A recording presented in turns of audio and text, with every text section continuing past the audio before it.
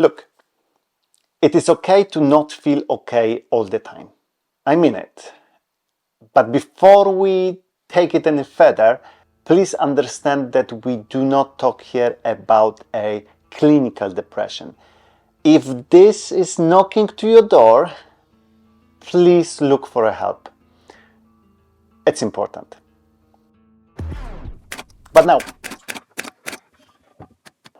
imagine that you are sitting on the sofa. You've got one of those days you are not motivated, you are feeling a little bit lonely, you're feeling a little bit sad, and you take your phone and you scroll down the Instagram feed, and what you see?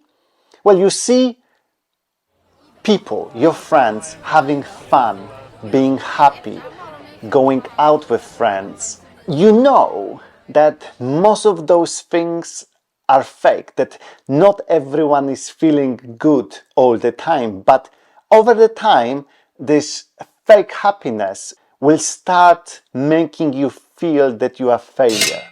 You're thinking, look, all my friends have fun. They're doing fun stuff, and I'm stuck here. And it must be something wrong with me.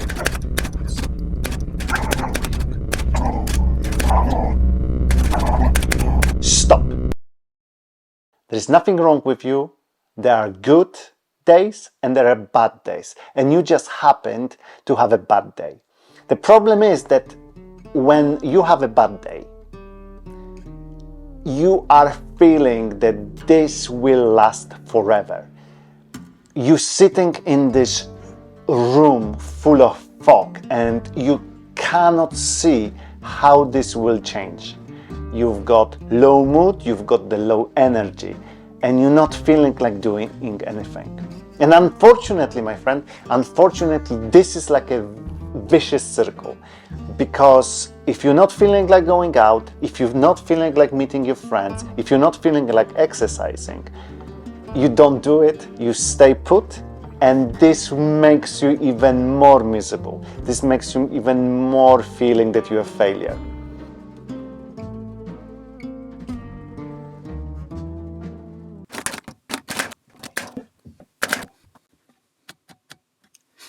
I do have no energy. Coffee doesn't work. I cannot be bothered to anything.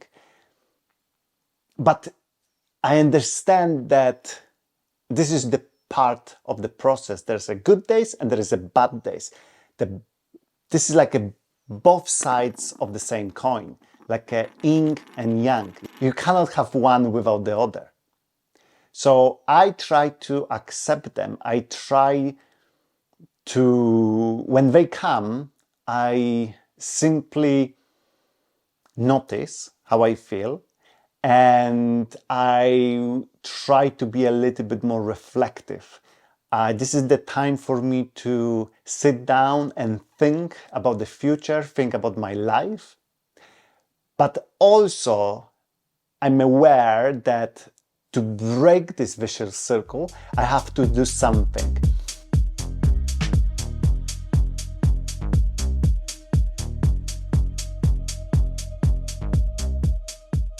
The moment I notice I'm on the downward spiral, I try to break the vicious circle. And I try to do things which I know will help me, and I try to things I know will be good for me. Often I have to do them regardless of what I feel like doing. Because probably when I've got the bad day, I want to cuddle in my bed with my cats and my dog and my wife and stay there all day. But instead, I go out. I go out to the nature and I walk. So I focus on good sleeping. I focus on good eating. I also focus on being away from the social media and being away from all the bad news. I also try to meet and talk with friends, or with my wife, or with just a stranger. It doesn't really matter. You just want to meet some people. There is a thing in English language, a part of it, this is the part of the small talk. It is polite to answer this way, but I do feel it that we are kind of missing the point. So when someone asks you on the street, or your friend or someone you know, how are you? They expect you to say, well, I'm fine, or if you're Scottish, oh, not too bad. However, many times in my life, I had to stop myself from saying how I really feel.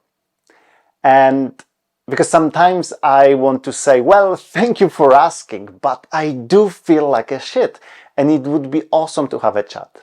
So obviously I don't do that on daily basis, but it is important to have people which you can be completely open to, which you can be vulnerable to, people which you are not afraid to drop your mask completely, to show your true you, to show who you are and how you feel, and talk about raw emotion and raw feelings.